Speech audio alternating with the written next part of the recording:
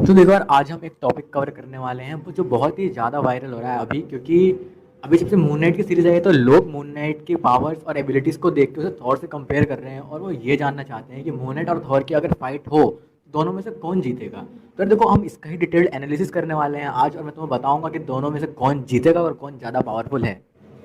तो यार, कुर्सी की पेटी बांधो और वीडियो को शुरू करते हैं। Let's get started.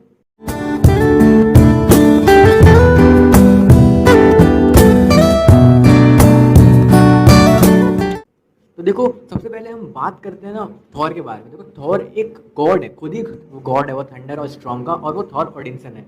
ठीक है, वो थंडर और स्ट्रॉम को जब चाहे जैसे चाहे वैसे कंट्रोल कर सकता है, और उसके वेपन्स के बारे में हम आगे बात करेंगे, पर उससे पहले हम मून नाइट के बारे में बात कर लेते हैं। देखो, जो मून नाइट है उसकी पावर आती है इजिप्शियन मून गॉड कोंशू से, क्योंकि वो उनका ही अवतार है।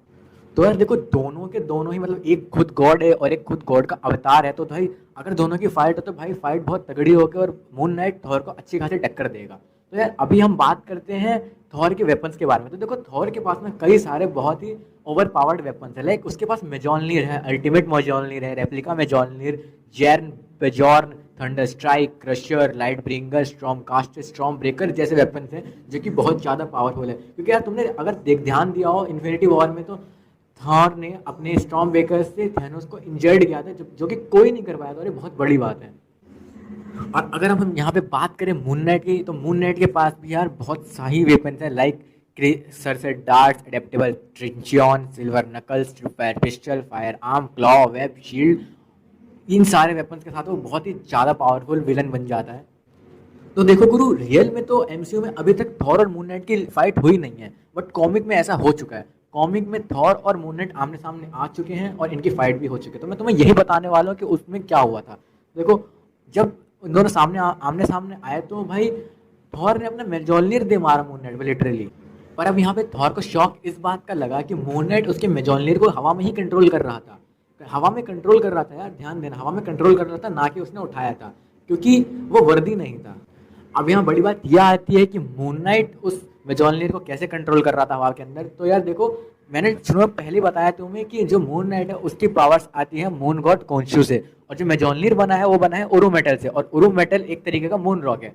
तो बिकॉज ऑफ वो उरु मेटल एक मून रॉक है, इसलिए मून नाइट उसको कंट्रोल कर पाता है, क्योंकि उसके पास पावर है किसी भी मून रॉक को कंट्रोल करने की। और अब भाई यहाँ पे मेजोलनीर कंट्रोल करने के बाद उसने हवा में थॉर को बहुत ही बार मारा, बहुत ही बुरा मारा है मेजोलनीर से।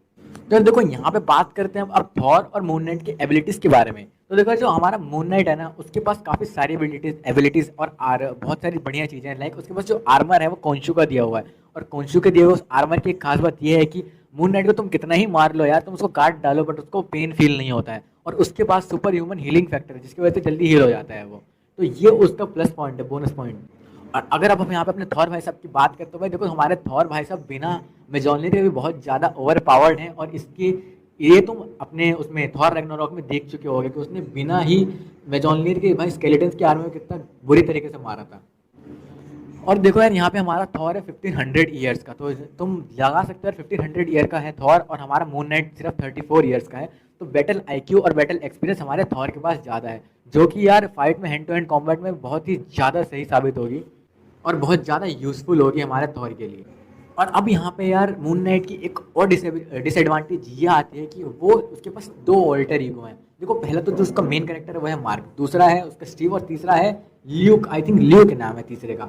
तो यहाँ पे अगर इन दोनों की फाइट बहुत ज़्यादा लंबे समय तक चलती है और इसके ऑल्टर ईगो में से स्टीव आ जाता है बाहर, इसकी स्टीव वाली पर्सनैलिटी आ जाती है बाहर और लड़ने लगती है, तो यार वो बुरी तरीके से हारेगा, क्योंकि स्टीव के पास कोई भी बैटल एक्सपीरियंस नहीं है, और कोंशू इसको सिर्फ आर्मर और पावर्स देता है, ना कि अपनी इंटेलिजेंस ही देता है। तो यार थॉर के सामने बहुत बुरी तरीके से फेल होगा, चाहे ये थॉर को बहुत बढ़िया टक्कर ही क्यों ना दे।